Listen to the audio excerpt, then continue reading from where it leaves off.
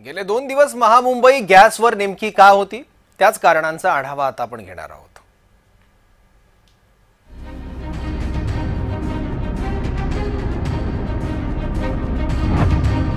1 वाजल्यापासून लाईन लावली, अजूनपर्यंत गॅस नाही।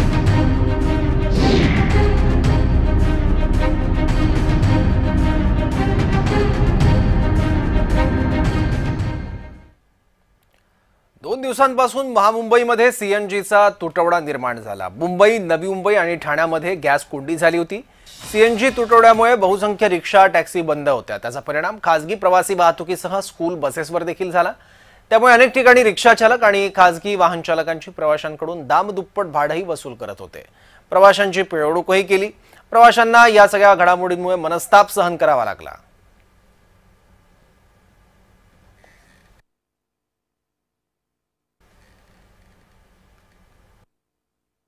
ये एक प्रॉब्लम आ गई थी क्योंकि आरसीएफ से 3.5 किलोमीटर की हमारी एक पाइपलाइन जा रही है जो कि मेन फीड पॉइंट है हमारे गैस सप्लाई के लिए। लगभग 2 मिलियन गैस, जो कि 50% ऑफ सारी गैस की रिक्वायरमेंट की वहाँ से हमारे को फीड होती है।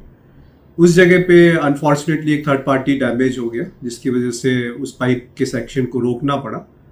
तो बाकी की जो गैस की आपूर्ति है वो हमने मेंटेन करके रखी है। जो दूसरे सीजीएस हैं, जो सिटी गेट स्टेशन हैं, जहाँ से सप्लाई हमारी बनती है, पर फिर भी पूरी की पूरी सप्लाई तो बन नहीं सकती।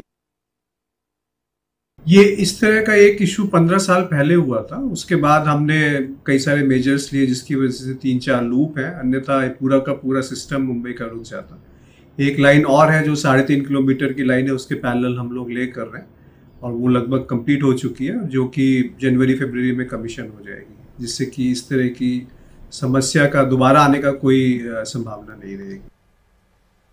गेले 3 दिवस नवी मुंबईमध्ये सीएनजीचा तुटवडा भासत होता। त्यामुळे खासगी कॅब आणि रिक्षा रस्त्यावर उतरू शकल्या नाहीत। पण सोमवारी संध्याकाळपासून पेट्रोल पंपावर सीएनजी उपलब्ध झाला। यामुळे सीएनजी भरण्यासाठी वाहनांच्या लांबच लांब रांगा लागल्या। याचा आढावा घेतला आमच्या प्रतिनिधी कविता लोखंडेंनी। पाहूयात।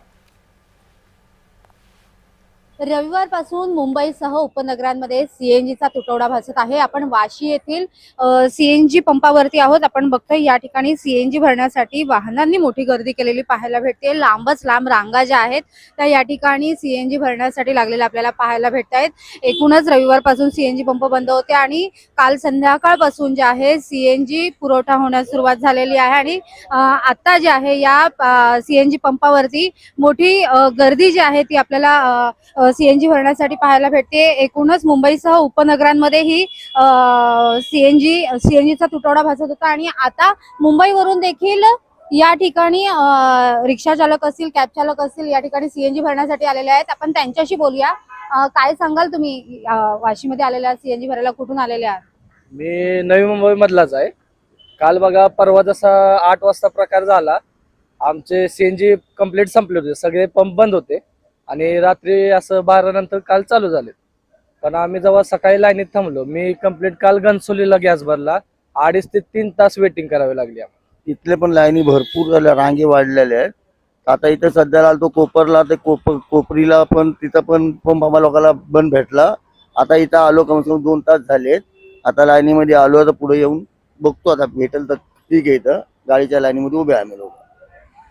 एकूणच सीएनजीचा तुटवडा भासत असल्यामुळे जे आहे ते रिक्षा चालक असतील, कॅब चालक असतील, यांच्या व्यवसायावर देखील परिणाम झालेला आपल्याला पाहायला भेटतोय। कविता लोखंडे, जय महाराष्ट्र, नवी मुंबई। यासह जय विशेषमध्ये इथेच थांबूयात। पाहत राहा जय महाराष्ट्र।